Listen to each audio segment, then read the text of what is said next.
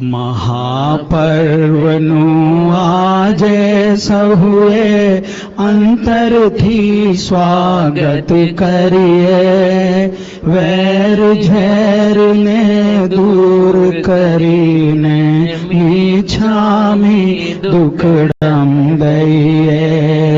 મહાપર્વનું આજે સહુએ અંતરથી સ્વાગત કરીએ, વેર ઝેરને દૂર કરીને ઈચ્છામી દુઃખડમ દઈએ.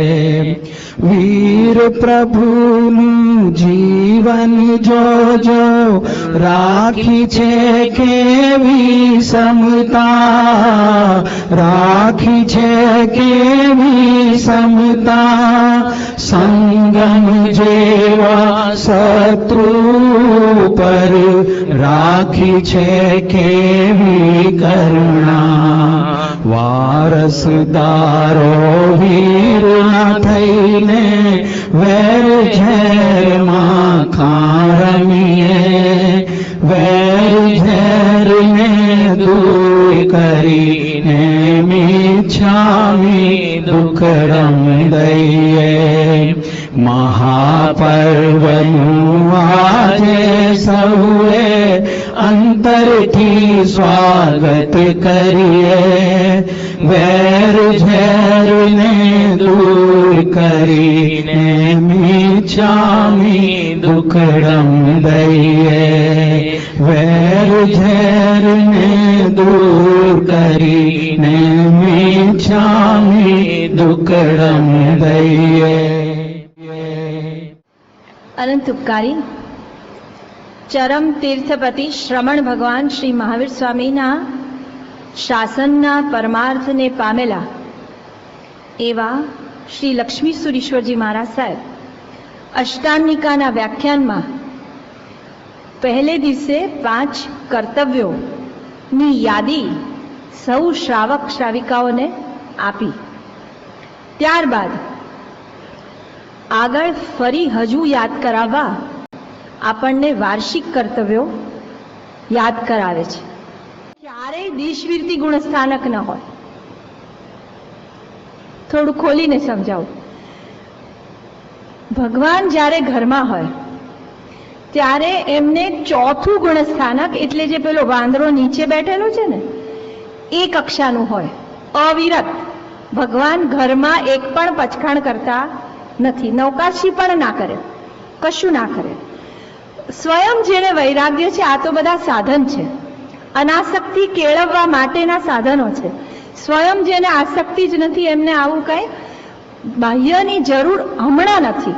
પછી તો તપ કર્યો, બધું કર્યું, પણ એ ગ્રહસ્થાવાસમાં ભગવાન જ્યારે રહ્યા ત્યારે એમને ચોથું ગુણસ્થાનક હોય, પાંચમું ક્યારેય ના હોય. અને પછી દીક્ષા લે એટલે સીધું છઠ્ઠું ને સાતમું. એ શા માટે ખબર છે? દેશવીરતી એટલે નમાલાનું કામ. નમાલા ઇન ધ સેન્સ આપણે કબૂલ કર્યું ને અમારાથી આ થતું નથી, માટે બીજો માર્ગ બતાવો. એટલે નિર્માલ્ય, તાકાત વગરના એવું એક વખત કબૂલ કરવું પડે ને. વી હેવ ટુ એડમિટ કે we are disabled to do this. એટલે પરમાત્મા તો ક્યારેય એવા નબળા તો હોય જ નહીં. એટલે નબળાનો ધર્મ ના કરે, શૂરવીરનો જ ધર્મ કરે. ન છોડે એ બને, પણ છોડે તો છોડી જાણે. એટલે એ કોઈ પણ તીર્થંકરને આવો આપણે જે ધર્મ પાળીએ છીએ ઘરમાં પણ પાળ્યો નથી. પાળે તો સર્વવીરતી પાળે, નહીતર ના પાળે. ખ્યાલ આવ્યો? એટલે આપણે ક્યાં છીએ? નબળા. મહાવીરના સંતાન છીએ પણ વીર નથી. ખરેખર જૈન ધર્મ એટલે વીરના જ માર્ગ છે. બધા કે છે ને કે આપણાથી નથી થતું આ તે. આ માર્ગે ચાલવું એટલે શૂરવીરનું કામ છે, કઈ સહેલું નથી. આપણો ધર્મ કેવો છે? કાયરોનું તો કામ જ નથી. જે મોટા મોટા સંસારના માર્ગે ભડવીર હોય, પણ આ ધર્મ માર્ગે ચાલી બતાવો. જો એક નાની વસ્તુ પણ આચરણમાં મૂકવા માટે ઘણું પરાક્રમ ફેરવવું પડે છે. આજનું આજનું આપણું કર્તવ્ય આપણને સાધુપણું યાદ કરાવે, એના માટે લક્ષ્મી સુરેશ્વરજી મહારાજ સાહેબે ત્રીજા દિવસના વ્યાખ્યાનમાં પૌષદ વ્રત, પૌષદ એટલે પોસો. ક્યારેક કોઈને ન ખબર હોય તો એક વખત આખું હું લેક્ચર પૂરું કરી ગઈ ને પછી મને કોઈએ પૂછ્યું કે આ પોસો એટલે આ જ પૌષદ? મેં કીધું હા, એટલે પોસો એ આ પૌષદ. હવે પવ્યેસુ પોષઃ વયમ એટલે મનઃ જીનાણમની સજાય છે ને, એની અંદર આપણે શું બોલીએ છીએ કે આ આપણી મનઃ જીનાણમની સજાયની અંદર શું આપ્યું છે ખબર છે? સૂત્રો ભણો છો? તત્વાર્થ સૂત્ર ભણવું છે, પણ બે પ્રતિક્રમણના સૂત્ર નથી ભણવા. Right? I wish I was wrong. બે પ્રતિક્રમણના સૂત્ર તો લાગે જાણે પાઠશાળામાં બાળકો જ ભણવાના. મોટા થઈને ભણવા બેસી તો મોટી વસ્તુ ભણવી પડે, પણ ભણવા જેવા સૂત્રો જ છે. તો એમાં મનઃ જીનાણમનું સૂત્ર છે, આ ગણધરની આશાખના છે. જો સૂત્રની અવગણના કરો, સૂત્ર ભણો નહીં છતી શક્તિએ, તો કોની આશાખના થાય છે? ગણધરોની. અર્થ ન ભણો તો કોની આશાખના થાય? તીર્થંકરોની. એટલે આ બે પ્રતિક્રમણના સૂત્ર સિવાય nobody is authorise to do anything further. કોઈ સ્વાધ્યાય કરવા જેવો નથી. પેલા કાન પટ્ટી બૂટ પટ્ટી પકડી ને ગોખવા જેવું છે. મોટી ઉંમરે શરમ લાગે, એમ થાય કે હવે આ ગોખવા બેઠા, પણ it's never too late. Kumarpal રાજા 70 વર્ષે જૈન ધર્મને પામ્યા અને વિતરાગ સ્તોત્ર અને યોગશાસ્ત્ર એના 32 પ્રકાશ, યોગશાસ્ત્રના 12 અને વિતરાગ સ્તોત્રના 32 પ્રકાશ કંઠસ્થ કર્યા અને એનો સ્વાધ્યાય રોજ મુખશુદ્ધિ એટલે દાંતણ કરતા પહેલા આખું કર્યા પછી જ વાપરતા હતા. It's never too late. તો આ મનઃ જીનાણમનું જે સૂત્ર છે એની અંદર શ્રાવકના 36 કર્તવ્યો આપ્યા છે. તો એ 36 કર્તવ્યોની અંદર એક કર્તવ્ય આપ્યું છે પવ્યેસુ પોષઃ વયમ, પર્વ દિવસમાં પૌષદ વ્રત લેવો જોઈએ. પછી અતિચારમાં 11મું વ્રત બોલીએ ને, 11મે પૌષદ ઉપવાસ વ્રતે 5 અતિચાર, તો એમાં આવે છે કે પર્વ તિથિએ પોસો લીધો નહીં, એટલે અતિચાર લાગે જો પર્વ દિવસે આપણે પૌષદ લીધો નહીં તો. હવે પર્વ દિવસો એટલે આમ બીજ, પાંચમ, 10 તિથિ પણ હોય, 5 તિથિ પણ હોય, એ ભલે ન લો, પણ કાંધાના દિવસો ગણાય છે. કાંધો એટલે સાંભળ્યું છે? નહીં, બધાએ નથી સાંભળ્યું. કાંધાના શબ્દ વપરાય છે. કાંધાના દિવસો એટલે શું? ચોમાસી 3-14 એ કાંધાના દિવસો કહેવાય. પછી દે આર બેરિંગ, કાંધો એટલે શોલ્ડર. આખા આરાધનાનો ભાર શેના ઉપર છે? તો કે અમુક કાંધાના દિવસો ઉપર. તો 3 ચોમાસા એની 3-14, પછી જ્ઞાન પાંચમ, પછી મૌન એકાદશી અને પોષ દસમી ક્યારેક ગણે તો, પણ મુખ્યત્વે અને સંવત્સરી આપણું આ મોટા કાંધાના દિવસો ગણાય. પોષ દસમી બાજુ પર મૂકો, મૌન એકાદશી, પછી પેલું આપણે જ્ઞાન પાંચમ અને 3-14 અને સંવત્સરી, આટલા દિવસોને કાંધાના દિવસો ગણાય. કોઈ એ દિવસે ઉપવાસ કરે ને તો લગભગ પોતે કોઈ વિશેષ સ્થાનકમાં ન ગણે, એમાં ન ગણે, કારણ કે આ શેના માટે છે? સ્પેશિયલી એ પર્વની આરાધના કરવા માટે છે. તો એ દિવસોમાં આપણે ન લઈએ. અને આ દિવસો બહુ ભારે એટલા માટે કહેવાય છે કે પ્રાયઃ, સાંભળજો, ઘણું કરીને પર્વના દિવસોમાં આયુષ્યનો બંધ પડે છે. ધેટ ઇઝ વાય સાવધ રહેવાનું છે. 5 તિથિ પણ શા માટે પાળવાની છે? Just to be a little vegetarian for 5 days? No. બીજ, પાંચમ, every 3rd day is a mini પર્વ. મોટું નહીં પણ નાનું પણ પર્વ છે. એ શા માટે પાળવાનું છે? શક્યતા પૂરી ઊભી છે કે તમારો આયુષ્યનો બંધ પડી જશે, અને એ વખતે આપણે સાવધ રહેવા માટે મેં આ ચૌદસનું જે પ્રિસ્ક્રિપ્શન કીધું હતું કે દર 2 દિવસે 14 એટલીસ્ટ શું કરવું જોઈએ? બેસણું કરો એટલે યાદ રહે કે આજે 14 છે. એના લીધે 2/14 તો વધારે ભારે છે. આખા મહિનામાં સૌથી વધારે ભારે દિવસ હોય તો 14. આજે ઘણા માંદા માણસનું ઓપરેશન કરવાનું હોય ને તો શું કરે? ટાળે 14 અમાસ, ભારે દિવસો કહેવાય, ટાળે છે. એટલે એ ટાળવાનું કારણ શું કે કદાચ કંઈક આડું અવળું થઈ ગયું તો શક્યતા છે પ્રાણ પંખેરું જાય ને આયુષ્યનો બંધ એમાં જ થઈ જાય. એટલે માંદા માણસ આ દિવસો કાઢી લે એટલે એમ થાય હાશ હવે વાંધો નહીં આવવો જોઈએ. તો આપણા માટે પણ આ ભારે છે. આ રવિવાર ક્યાંથી આવ્યો ખબર છે? See, everybody follows their religion so religiously. Christians આવ્યા ને આપણા દેશમાં, એ લોકો આ રવિવાર લાવ્યા છે, ખબર છે ને?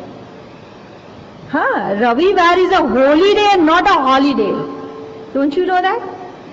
ઇટ્સ અ હોલી ડે, પવિત્ર દિવસ છે. પવિત્ર દિવસ માટે એ લોકો રવિવારને માટે જુઓ, દે ટુક time of from business.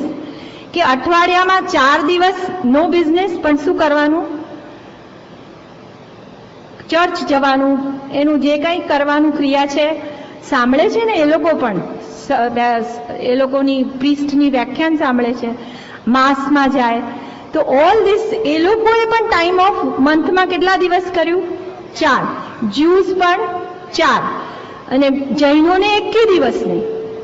Tail me which day do you follow? કયો દિવસ રાખ્યો છે? ખાલી એક સંવત્સરીને 8 દિવસ કર્યું છે? Why not monthly basis? બધા કરે તો we are even a better religion. તો આ પર્વ દિવસો એમને ન જવા જોઈએ, અને એમાં આયુષ્યના બંધની બહુ સંભાવના છે. ધર્મી માણસ પણ જો ગાફેલ રહ્યો ને તો એ દિવસે એક વખત શ્રેણિક રાજા પણ ગયા ક્યાં? 7મી નરક.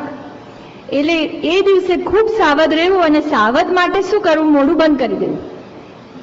મોઢું બંધ કરો ને એટલે સતત યાદ રહે, બેસણું એટલે ખાવા બહાર જાઓ નહીં, કોઈની સાથે ડિનર ગોઠવો નહીં. આ બધી વસ્તુઓ ઓટોમેટિકલી બંધ થઈ જાય એટલે પછી યુ રિયલાઇઝ કે ઓ આજે બેસણું છે, 14 છે. તો 2 days, I don't think I'm asking much. 2 days become a true Jain. પૌષદની અવધિ આ શું છે? નેટ પ્રેક્ટિસ છે સાધુપણાની. સ્વાદ માણવો હોય અને બહુમાન જગાડવું હોય, સાધુપણા માટે બહુમાન જગાડવું હોય તો આ એક વખતનું કરવા જેવું છે. એમાં હવે અવધિ જુદી જુદી જુદી આપી છે. એટલે એક પૌષદ એવો છે કે આખો દિવસ, આ હમણાં જો આ 8 દિવસ છે ને, ઘણા 64 પ્રહરી, જે પહેલો પ્રકાર લખ્યો છે 64 પ્રહરના પૌષદ કરે. પ્રહર એટલે 3 કલાક, 3 hours. 64 પ્રહર એટલે કેટલા દિવસ થાય? 8 દિવસ. 8 દિવસના આખા પૌષદ જ કરે. એટલે શું? સાધુ જેવું જીવન 8 દિવસ આ દિવસોમાં કરે. એમાં મિનિમમ શું હોય? એકાશ્રમ પૌષદમાં. નોટ નેસેસરી કે તમારે ઉપવાસ કરવો પડે, અને સાધુની અમુક ક્રિયાઓ હોય એ કરવાની.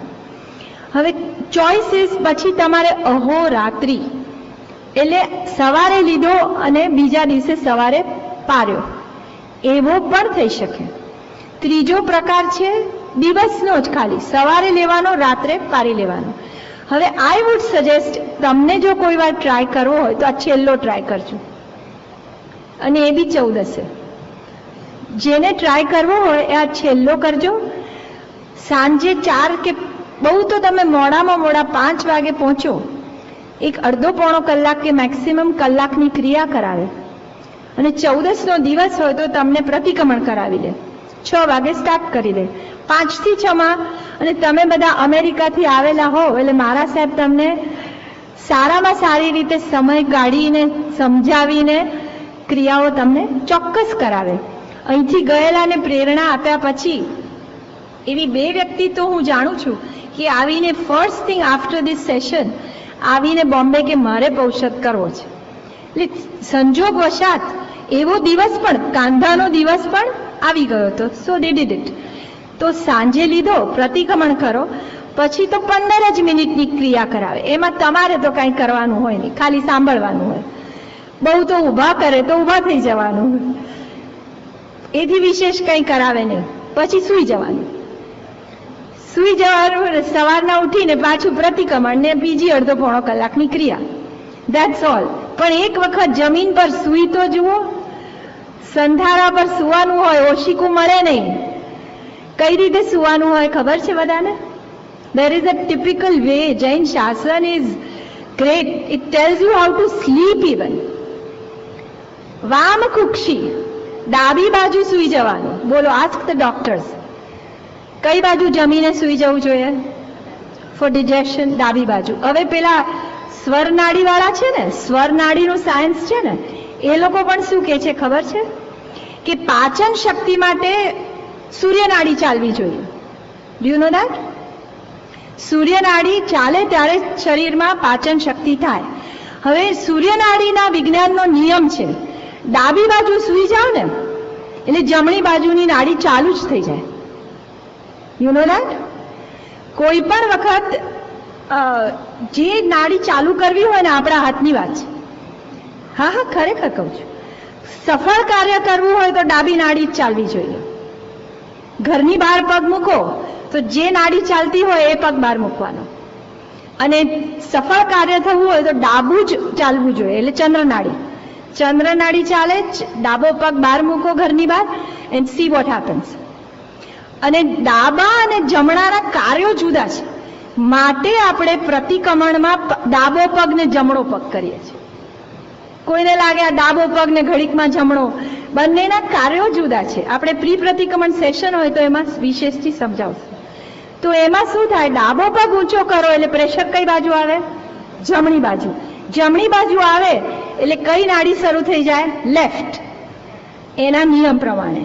એટલે જ્યારે ચૈત્યવંદન કરીએ, વિનય કરવો છે, તો you want to be docile and not strong like સૂર્ય.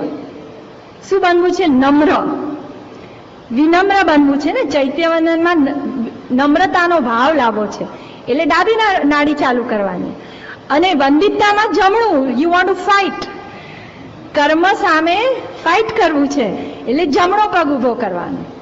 એટલે આપણી વાત છે અહીંયા મૂળ સૂવાની વિધિ, ડાબી બાજુ સૂઈ જવાનું ઓલવેઝ. રાત્રે ખાઓ નહીં. રાત્રે ખાઓ તો તમને પચવાનું નથી. રાત્રે ખાધું હોય સમજો, પણ make sure you slip on which side? Left side. એમાં પણ ઓશિકું નહીં લેવાનું. આ ડાબો હાથ હોય ને એનું જ ઓશિકું બનાવવાનું. હા, ડોક્ટર કહેશે હાર્ડ બેડ પર સૂઈ જાઓ તો સૂઈ જશે. અને બાકી અહીંયા યુએસ માંથી કહું તમને, હું નામ પણ આપું. અનિલાબેન, આપણા પેલા Anilaben, she is gone from US, settled in Ahmedabad. હા, તમારા જર્સી એના છે. એ રોજ સંધારા પર સૂઈ જાય છે. હા, એવરી ડે ઘરમાં રોજ સંધારા પર સૂઈ જાય છે. એટલે આવા પણ શ્રાવિકા અને શ્રાવકો છે. એનીવે, હવે આના ટાઈમિંગ્સ આપ્યા છે. પોષતાની અવધિ એટલે ટાઈમિંગ્સ, કે થોડા ટાઈમિંગ સાચવવાના હોય તો સૂર્યોદય પહેલા જ લેવો પડે. અને લીધા પછી પણ કદાચ બહુ વહેલા ના ઉઠ્યા હોય તો સવારનું પ્રતિક્રમણ પછી પણ કરી શકાય. અને બીજે દિવસે પારવાનું આવે ત્યારે તમારે સૂર્યોદય પહેલા ન પરાય, સૂર્યોદય થાય પછી પરાય. માનો તમે થોડો લેટ લીધો છે, હા, કદાચ મોડો લીધો થોડો, 15 મિનિટ, તો સૂર્યોદય ન પરાય. 15 મિનિટ પાછું કવર અપ કરવું પડે. પૌષધ લો ત્યારે મારા સાહેબ એક જાતનું પચખાણ આપે છે. એ પચખાણ કવર્સ 4 ટાઈપ્સ ઓફ પૌષધ. એક પચખાણ આપે, જેવું આપણે કરેમી ભંતે બોલીએ કે નહીં, સામાયિક માટે શું બોલીએ? ઈચકારી ભગવાન પસાય કરી, સામાયિક દંડક ઉચરાવો જોઈએ. એમાં શું બોલવાનું? ઈચકારી ભગવાન પસાય કરી પોસહ દંડક ઉચરાવો જોઈએ, આવું બોલવાનું. એટલે મારા સાહેબ બોલે. તો એમાં બી આવી રીતે પૌષધના 4 પ્રકાર છે, એને આપણે વિચારીએ. આહાર પૌષધ ઓછામાં ઓછું 81. પછી પુરીમઠના પચખાણે જ કરાય, સાડપોરસી એવા ટાઈમે ન કરાય. શરીર સત્કાર પૌષધ. નાઈ ધોઈને ના જવાય, નાઈ ધોઈને ના જવાય અને ત્યાં ટાપટીપ કરાય નહીં. સમજો 8 પ્રહરના લીધા હોય 8 દિવસના, તો ઉપદાન વગેરે ઘણા બધા પૌષધ કર્યા હોય તો વાળ ઓળાય નહીં, ત્યાં નાવાનું ના હોય, 8 દિવસ રહ્યા હોય. હવે માનો કે તમને ન જ રહેવાતું હોય, અહીંયા બધાને ચોખ્ખાઈની બહુ જરૂર હોય છે. That રિમાઇન્ડ્સ me, I want to give a tip. જે તપસ્યા કરે છે અથવા જે અમુક કારણસર નથી કરતા, કે મુખની ચોખ્ખાઈ માટે તમે ફટકડી વાપરી શકો છો ઉપવાસમાં પણ, and you will feel very fresh. તો ફટકડી વાપરો તો પોણો કલાક પહેલા અને પછી પાણી નહીં વાપરવાનું. ત્યારે તમે મુખ શુદ્ધિ કરવી હોય તો કરી શકો છો. તમને અહીંયા ઘણાને આવો પ્રોબ્લેમ હોય છે, એના લીધે કરતા પણ નથી ને કરનારાને થોડી તકલીફ થતી હોય, તો બંને રીતે have you everybody heard it? ફટકડીનો ભૂકો હોય અને એનાથી મુખ શુદ્ધિ કરશો તો તમને સારું પડશે. તો અહીંયા શરીરની શુદ્ધિ વિશેષ કરવાની નથી. બ્રહ્મચર્ય પૌષધ, કોઈ પણ વિજાતીયને સ્પર્શ ન કરાય. આરમ સમારમ પૌષધ એટલે શું? ત્યાં સામાયિકની જેમ સાવધ્યમ જોગમ પચખામી, સાવધ્ય યોગનું પચખાણ. હવે પોસાતીને માટે છે ને પાણી લાવવાનું હોય, પાણી જોઈએ કે નહીં, તો એમાં એમ ના કહેવાય જા પાણી લઈ આવ. પોસાતીનું પાણી આવ્યું નથી, ત્યાં કોઈ બાઈ હોય માણસ હોય એને આવું ના કહેવાય, તો એ આરમ સમારંભ થયો. સામાયિકમાં પણ આપણે બેઠા હોઈએ, ફોન વાગે છે, ફોન લો, આવું ના કહેવાય. એમ હજી તમને કદાચ કંઈ કહેવું હોય તો કેવા મોઘમ શબ્દોમાં કહેવું પડે પૌષધમાં, એ અમારું પાણી આવ્યું નથી. શું કહેવાનું? અમારું આવ્યું નથી. કોઈને સંધારો ભૂલી ગયું હોય એને જોઈતું હોય તો કોઈને ના કહેવાય જા તમે જરા ઘરે જઈને ફોન કરો મારો સંધારો આપી જાય, એવું ના કહેવાય. શું કહેવું પડે? હું સંધારો ભૂલી ગઈ છું, દેટ્સ ઓલ. હવે સામેલી વ્યક્તિએ પછી ફિગર આઉટ કરવું પડે કે હવે આમનું ઘર ક્યાં, અથવા કોઈ બીજાના ઘરનો મેક અરેન્જમેન્ટ એ કોણે કરવાનું? સામેલી વ્યક્તિએ. અને એક વાર્તા કહીએ પૌષધ માટે, અને પછી આપણે આગળનો એક વિષય લેવો છે. 2 વ્યક્તિઓએ બહુ જ આદરણીય એવા પૌષધ કર્યા, એક સુવ્રત શેઠ અને એક સુદર્શન શેઠ. 2 માંથી એક વાર્તા કરશું. સુવ્રત શેઠ એટલે મૌન એકાદશી વાળા સુવ્રત શેઠ, જેમને મૌન એકાદશી પૌષધથી આરાધી અને હર હંમેશા મૌન એકાદશી વખતે પૌષધમાં જ રહેતા હતા. કેવી એમને કસોટી આવી, દેવ આવીને પરીક્ષા કરી અને એમાં કેવી રીતે પાસ થયા, એ સુવ્રત શેઠની વાર્તા છે. આપણે સુદર્શન શેઠની વાર્તા કરીએ. સુદર્શન શેઠ આમ તો બધા ઓળખો છો ને, સૂળીનું સિંહાસન થયું. પૂર્વભાવ ઓળખો છો? સુભગ નામનો એક રબારી હતો, નાનો છોકરો. એ રબારી ઢોર ચરાવવા ગયો. એક વખત એને મુનિ ભગવાન કાઉસગમાં જોયા, ખૂબ ગમી ગયા. એમની મુખ મુદ્રા, એમની શાંત મુદ્રા, મુખ મુદ્રા ખૂબ ગમી ગયા. થોડીક વાર બેઠો કે કાંઈક બોલશે મારા સાહેબ, પણ એનું કામ હતું, ઢોર લઈને આવ્યો તો એટલે બિચારો ઢોર લઈને ઘેર પાછો ગયો. બીજે દિવસે સવારે એને બહાર શંકા ટાળવા જવાનું હતું, ત્યારે એને કામ નહોતું તો એ જ દિશામાં ગયો. કદાચ એ મારા સાહેબ ઊભા છે ને ઊભા હતા. હવે એને કીધું મારે કામ નથી, હવે હું આ બેઠો, હવે મારા સાહેબ મને કાંઈક બોલે. થોડી વાર થઈ, મારા સાહેબે કૌશક પાર્યો. કૌશક પારી અને શું બોલે? નમો હરિહંતાણમ, નમો હરિહંતાણમ બોલ્યા અને ઉડી ગયા. ચારણ મુનિ હતા, કૌશક કર્યો, પાર્યો અને ઉડી ગયા. હવે આના તો હરખનો પાર નથી, પણ થોડી દ્વિધામાં રહ્યો. આ ઉડવાનો મંત્ર હતો. એને શું લાગ્યું? નમો હરિહંતાણમ બોલીને ઉડાતું હશે. તો એ રટવા લાગ્યો નમો હરિહંતાણ. એ કે હું તો ઉડી નથી શકતો, પણ મહાપુરુષે કાં તો મને કંઈક કરીને ગયા, એને ખબર નથી શું છે, પણ એને એમ થયું હું ઝંખતો હતો ને તો મને કંઈક આપીને ગયા લાગે છે. તો એ રટતો રટતો કે ભૂલી ન જાઉં, રિમેમ્બર ઇટ કરેક્ટલી કરતો ગોખતો ગોખતો ગોખતો ઘરે ગયો. એ ઘરે ગયો તો શેઠ જૈન હતા. જૈન શેઠે પૂછ્યું શું ગોખે છે અલ્યા? એટલે કે આવું આવું બધું બન્યું એમ આખી બીના કહે છે. એટલે કે ઓ તું તો બહુ ભાગશાળી છે, તને આવા મુનિના દર્શન થઈ ગયા અને એમાં તને આ મંત્ર આપી દીધો, તારું તો કલ્યાણ થઈ ગયું અને હવે આને ક્યારેય ભૂલતો નહીં અને સંકટ સમયની સાંકળ માનજે કે તત સારું. એવું જ બન્યું. એક વખત ઢોર લઈને ગયેલો, પૂર આવ્યું, નદીમાં બધા ઢોરને પેલે પારથી આ પાર એક એક એક એક લઈ આવ્યો, સલામતપણે લાવ્યો. શેઠની પૂરી વફાદારી. જો જે ઉત્તમ લોકો હોય છે ને, જેના જેના ચરિત્રો જોઈએ ને, એનામાં અમુક બેસિક ગુણો બહુ જોવા મળે. ધર્મ બહુ ન જોવા મળે, ધાર્મિક ક્રિયાઓ બહુ ન કરી હોય, પણ આ એક એક્શન પ્રાણના ભોગે પણ ઢોરો બચાવવાના અને શેઠનું કામ વફાદારીપૂર્વક કરવાનું વિથ સિન્સિયરિટી. એમાં એમ નહીં હવે હું શું કરું, એવા બધા ગુણો હોય એ કોઈ મોક્ષે જવાના લક્ષણ નથી. એટલે કહીએ ને પાયાના જે ગુણો હોય ને એ બધા આપણે દરેક ચરિત્રમાં જોશો અવશ્ય હોય. ધાર્મિક બહુ ક્રિયાઓ કંઈ કરીને આગળ વધ્યા નથી હોતા. એમાં છેલ્લે એના પ્રાણ ચાલ્યા ગયા. આ નદીમાં બચાવતા બચાવતા છેલ્લે એના પ્રાણ ચાલ્યા ગયા. ત્યારે એને શું યાદ આવ્યું કે હવે તો હું આ જઉં જ છું. એ પેલું જાપ ચાલુ કરી દીધો. મરીને આ સુદર્શન શેઠ થયા છે. શું મોટો ધર્મ કરી લીધો!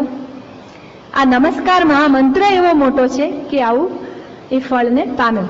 હવે એ સુદર્શન શેઠના જીવનમાં રોજ પર્વ દિવસે પૌષધ છે. ઓલવેઝ દર પર્વ દિવસે પૌષધ કરે છે. રાજાના ખૂબ માનીતા અને ખૂબ રાજાને એમના માટે માન સન્માન આદર. એક વખત અને એમને એક મિત્ર, એનું નામ છે કપિલ, એની પત્ની છે કપિલા. હવે કપિલ ઘરે આવીને